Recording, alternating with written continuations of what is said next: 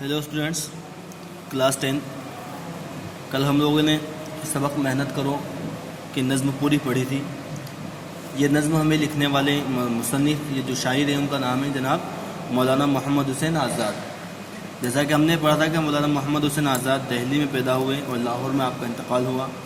آپ کے والد صاحب کا نام مولوی باقر علی تھا، جو ایک مشہور مصنف تھے، جنہوں نے دہلی اردو اخبار میں انگریزوں کے خلاف لکھا اور اسی وجہ سے ان کو قتل کر دیا گیا۔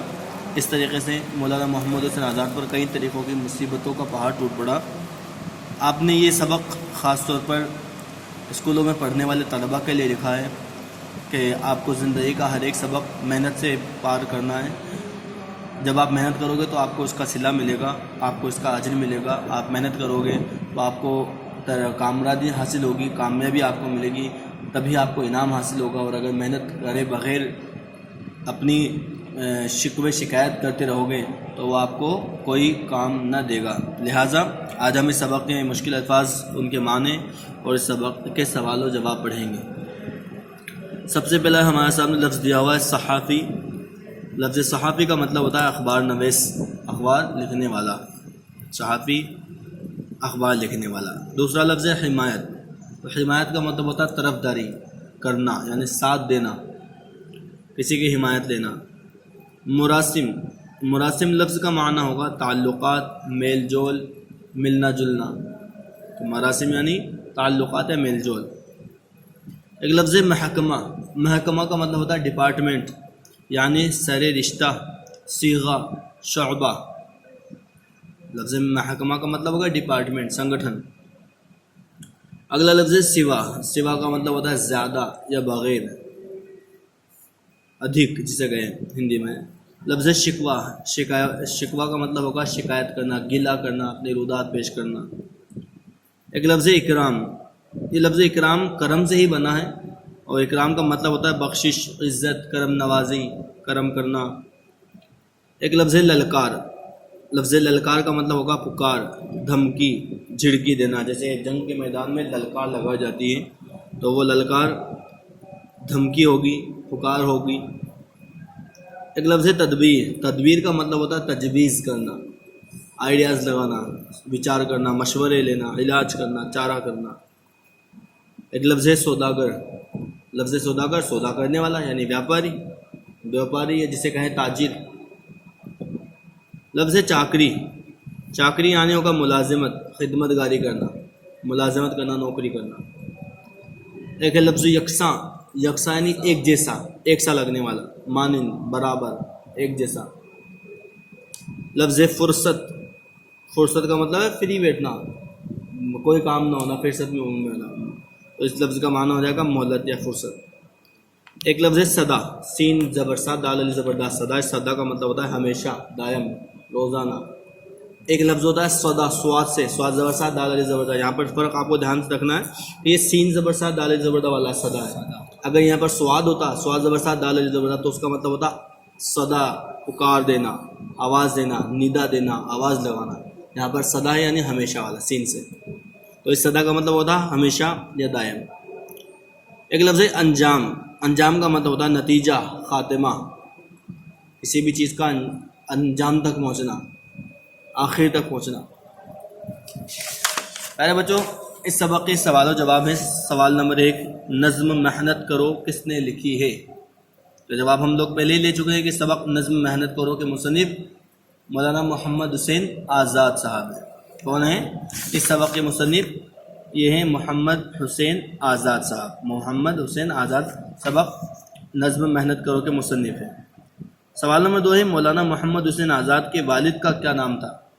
تو جیسا کہ ہم نے سبق کے شروعات میں جب ہم نے مصنف کی سوانح نگاری پڑھی تھی، اس کی خاکہ نگاری، اس کی زندگی کے حالات پڑھے تھے، تب ہم نے پڑھا تھا مولانا محمد حسین آزاد کے والد کا نام مولوی باقر علی تھا، اور محمد حسین آزاد صاحب کے والد کا نام مولوی محمد باقر، مولوی محمد باقر۔ نیکسٹ کوشچن ہے، کوشچن نمبر 3، بچپن رہا کس کا صدا، انجام کو سوچو ذرا۔ یہاں صدا کے کیا معنی ہیں؟ بچپن رہا کس کا سدا انجام کو سوچو ذرا. اب یہاں پر ہم نے پڑھا بچپن رہا کس کا سدا ہمیشہ. تو لفظ سدا کا مطلب کیا ہوگا؟ ہمیشہ. کسی کا بچپن ہمیشہ نہیں رہتا، زندگی بھر کسی کا بچپنا نہیں رہتا، کیونکہ زندگی بھی کئی مرتبہ اپنے موڑ بدلتے رہتی ہے، اپنے وقت کو بدلتی رہتی ہے، لہٰذا یہاں پر سدا کا مطلب ہوگا ہمیشہ. تو اگر سوال یہ ہے بچپن رہا کس کا سدا، تو لفظ سدا کا مطلب ہوگا یہاں پر ہمیشہ. اگلا کویشچن نمبر 4، مولانا محمد حسین آزاد کے 2 شعری مجموعوں کے نام لکھیے. تو ہم نے پڑھا تھا ان کے 2 شعری مجموعے، یعنی کہ وہ کلام ان کے جن میں ان کے بہت سے کلام کو یکجا کر کے نظم کیا گیا ہے، وہ ہے ان کے دل افروز اور نظم آزاد. ان کے شاعری کے مجموعہ ہیں. کون کون سے؟ دل افروز اور نظم آزاد. یہ ان کے 2 اشعار کے مجموعے ہیں، دل افروز اور نظم آزاد. اگلا ہے کویشچن نمبر 5، شاعر کے مطابق انعام و اکرام کب حاصل ہوتا ہے؟ انعام و اکرام کب حاصل ہوتا ہے؟ تو جیسا کہ ہم لوگوں نے پڑھا تھا کہ محنت کرو انعام لو، انعام سے اکرام لو. تو اگر بندہ محنت کرے گا تو ظاہر سی بات ہے اسے اس کا انعام ملے گا اور اس کو اس کا اکرام بھی حاصل ہوگا. تو سوال ہے شاعر کے مطابق انعام و اکرام کب حاصل ہوتا ہے؟ کہ جب بندہ محنت کرتا ہے، مشقت کرتا ہے، بھاگ دوڑ کرتا ہے، دوڑ دھوپ کرتا ہے، کوششیں کرتا ہے، برابر اپنے گول کی طرف نظر گڑائے ہوئے محنت کرتا رہتا ہے، تبھی جا کر اسے انعام اور اکرام حاصل ہوتا ہے. اگلا ہے کویشچن نمبر 6، نظم محنت کرو سے شاعر نے کیا اور کسے پیغام دیا ہے؟ تو جیسا کہ ہم نے سبق کی شروعات میں پڑھا تھا، کل بھی پڑھا تھا اور آج بھی پڑھا ہے کہ نظم محنت کرو سے شاعر کیا چاہتا ہے؟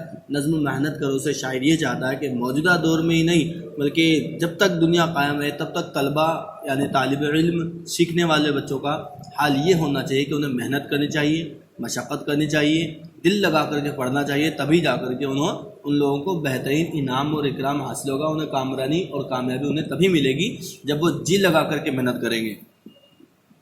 اگلا ہے سوال کویشچن نمبر 7، شاعر نے کسے کوڑا مار کر محنت کرنے کا مطالبہ کیا ہے؟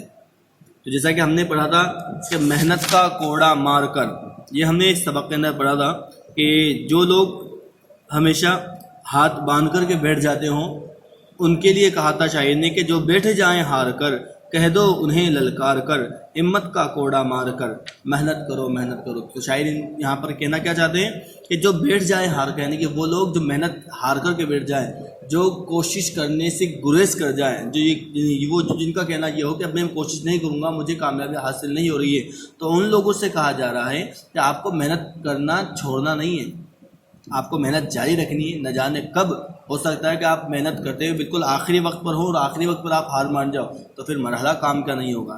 لہٰذا آپ سے اسی لیے کہا جاتا ہے کہ بار بار محنت کرو. اگر محنت بار بار کی جائے، لگاتار پے در پہ کی جائے، تو شاید ایک چٹان بھی توڑی جا سکتی ہے. وہیں اگر ہم ہار مان کر کے بیٹھ جائیں اور چٹان کا آخری حصہ باقی رہ جائے تو پھر اسے کوئی توڑ نہیں پائے گا. لہٰذا ہمیں یکجاں اور ہمتن محنت کرنی ہے، بار بار محنت کوشش جدوجہد کرنی ہے. تو شاعر نے یہ کہا ہے، شاعر نے کس سے کوڑا مار کر محنت کرنے کا مطالبہ کیا ہے؟ تو اس کا جواب ہوگا شاعر نے جو لوگ محنت کرنا چھوڑ دیں، جو ہار مان جائیں، ان لوگوں کو یہاں سمجھایا ہے کہ آپ کو محنت کرنا ہے. کون سا کوڑا مار کر کے؟ محنت کا کوڑا مار کر کے آپ کو محنت کی، یہاں پر شاعر کہنا چاہتے ہیں. ابھی مندرجہ ذیل الفاظ کے متضاد، لفظ متضاد ضد سے بنا ہے اور ضد کا مطلب ہوتا ہے اپوزٹ، ولوماتی شبد. تو دیکھیے نمبر 1 سب جو لفظ ہے وہ ہے مشکل. تو لفظ مشکل کا مطلب ہو جائے گا مشکل، جو پریشانی آتی ہے وہ مشکل. تو اس کا متضاد ہو جائے گا آسان. لفظ مشکل کا آسان. ایک لفظ بچپن، بچپن کا بڑھاپا، جوانی. ایک ہے لفظ فائدہ. تو لفظ فائدہ کا مطلب کیا ہوگا؟ یعنی کسی کو فائدہ حاصل ہونا، تو فائدہ کا ہو جائے گا نقصان. ایک لفظ انجام. انجام کا مطلب ہوتا ہے اختتام، آخر میں پہنچنا. تو یہاں پر اس کا انجام کا ابتدا بھی ہو سکتا ہے اور شروعات بھی ہو سکتا ہے. ایک لفظ فرصت. فرصت کا مطلب ہوتا ہے بے مطلب، یا جس کو کوئی کام دھام نہ ہوتا وہ ہوتا ہے فرصت میں. ایک ہوتا ہے مصروف، ہمیشہ کام میں بزی رہنے والا مصروف. اگلا ہے سوال نمبر 9، نظم محنت کرو کا خلاصہ اپنے لفظوں میں لکھنا ہے. یعنی کہ آپ نے نظم محنت کرو سے کیا سبق حاصل کیا، یہ ہمیں اس سبق کے بارے میں بتانا ہے. کہ نظم محنت کرو سے ہمیں کیا سبق ملتا ہے؟ ہمیں سبق ملتا ہے کہ ہمیں ہمیشہ محنت کرنی چاہیے، دل لگا کر کے پڑھنا چاہیے، جو ہمیں گول ملا ہے، جو ہمیں لکشیہ ہمیں حاصل ہوا ہے، جس چیز کی طرف ہمیں چلنے کے لیے کہا گیا ہے، ہمیں اس جانب چلنا چاہیے۔ خاص طور پر طالب علم کے لیے کیا کام ہوگا؟ جی لگا کر محنت کرنے کا، کیونکہ ابھی جو ہمارے پاس میں وقت میسر ہے، ہو سکتا ہے کل وہ مصروفیت بہت زیادہ ہو جائے، کل ہمیں وقت ملے نہ ملے، کل ہمیں وقت گوارا دے نہ دے، کل ہماری صحت اجازت دے نہ دے، لہٰذا آج جو وقت ہمیں میسر ہے ہمیں اس وقت کا صحیح طریقے سے استعمال کرتے ہوئے محنت کر کے اپنے انجام تک پہنچنا ہے۔ اگلا ہے کوشچن نمبر 10، نظم محنت کرو میں شاعر نے طالب علم کی حوصلہ افزائی کیسے کی ہے؟ حوصلہ افزائی کیسے کی ہے؟ یہاں پر شاعر یہ کہنا چاہتے ہیں کہ جو لوگ محنت کرتے ہیں ان کو کیا ملتا ہے؟ انہیں اجر ملتا ہے، اس کا انعام ملتا ہے، اور انعام سے اکرام ملتا ہے، ان کو عزت ملتی ہے، ان کا چاروں طرف ان کی بات چیت ہوتی ہے، ان کی حوصلہ افزائی ہی نہیں بلکہ ان کی لوگ خیریت بھی طلب کرتے ہیں۔ کوشچن نمبر 11 ہے، مولانا محمد حسین آزاد کے حالات زندگی لکھیے۔ مولانا محمد حسین آزاد کے حالات زندگی، اب ان کی زندگی کے بارے میں بتلانا کہ محمد حسین آزاد کہاں پیدا ہوئے؟ دہلی میں پیدا ہوئے۔ کب پیدا ہوئے؟ 1830 کو۔ آپ کا انتقال کب ہوا؟ 1910 میں۔ کہاں پر؟ لاہور کے اندر۔ آپ کے والد کا نام مولوی محمد باقر، آپ کے والد کے دوست کا نام محمد ابراہیم ذوق صاحب، آپ کے پہلے استاد محترم محمد ابراہیم ذوق صاحب آپ کو استاد ہوئے ہیں۔ پھر آپ نے جناب غلام صاحب سے تعلیم حاصل کرنی شروع کی، پھر آپ نے دہلی چھوڑا، کلکتہ کی طرف رخ کیا۔ کلکتہ میں رخ کرنے کے بعد میں آپ نے وہاں پر فورٹ ولیم کالج کے اندر آپ کو بہترین مقام حاصل ہوا، اور وہاں پر آپ نے کتاب لکھی آب حیات کے نام سے۔ تو اس طریقے سے میں آپ ان کی زندگی کے متعلق بہت کچھ بتلا سکتے ہیں۔ اگلا ہے، نظم کے ابتدائی 4 اشعار کی تشریح کیجیے، یعنی ابتدائی کے جو 4 شعر ہم نے کل پڑھے تھے آپ کو ان کا خلاصہ لکھنا ہے کہ بے ہے امتحان سر پر کھڑا، محنت کرو محنت کرو، باندھو کمر بیٹھے ہو کیا، محنت کرو محنت کرو، بے شک پڑھائی ہے سیوا اور وقت ہے تھوڑا رہا ہے، ایسی مشکل بات کیا، محنت کرو محنت کرو، شکوے شکایت جو کہتے تم نے کہے ہم نے سنے، جو کچھ ہوا اچھا ہوا، محنت کرو محنت کرو، محنت کرو انعام لو، انعام پر اکرام لو، جو چاہو گے مل جائے گا، محنت کرو محنت کرو۔ یہ 4 مصرے، ان چاروں اشعار کا ہمیں خلاصہ لکھنا ہے کہ اس میں شاعر کیا کہنا چاہتے ہیں۔ تو پیارے بچوں، یہ آج ہمارا سبق محنت کرو مکمل ہوا۔ آپ کو اس سبق کو ایک مرتبہ پھر پڑھنا ہے، خاص طور پر مولانا محمد حسین آزاد صاحب کے جو 2 شاعری مجموعے ہیں ان دونوں مجموعوں کو بھی آپ کو یاد رکھنا ہے۔ جو ہم نے ان کے جو مجموعے پڑھے، ایک تو دل افروز اور ایک نظم آزادی، ان کے اشعار کے دونوں مجموعے ہیں، انہیں بھی ڈھنگ سے یاد کر لیں۔ ان کے والد صاحب اور آپ خاص طور پر املا کا بہت زیادہ خیال رکھیں، کیونکہ املا کی درستگی اچھی ہوگی تو ہم بہت اچھے طریقے سے نمبر لا پائیں گے۔